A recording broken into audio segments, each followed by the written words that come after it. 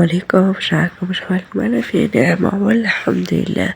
خوتي خياتي كيما راكم تشوفوا جبت لكم فيديو تاني هاد اللي ردت على الناس اللي قالوا لها كنتي خفيفة في عرسك. لا بالعكس، قلت لهم عشت اللحظة، عشت المدة هذه كنت نستنى في هذا العرس يجي، واليوم عشتو كيف في عرس الناس ما نشطح ونغني في عرسي اللي عدى ألف الحق.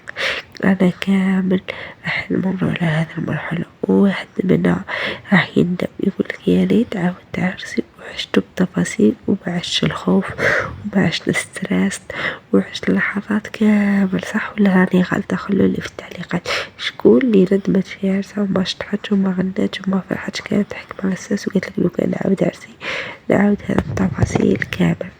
خوتي خياتي، السلام على نبينا محمد صلى الله عليه وعلى آله وصحبه أجمعين. دمتم في رعاية الله وبركاته. سلام. لا تنسوا اشتراك في القناة وتفعيل الجرس باش يوصلكم كل ما وجدني في السوشيال ميديا.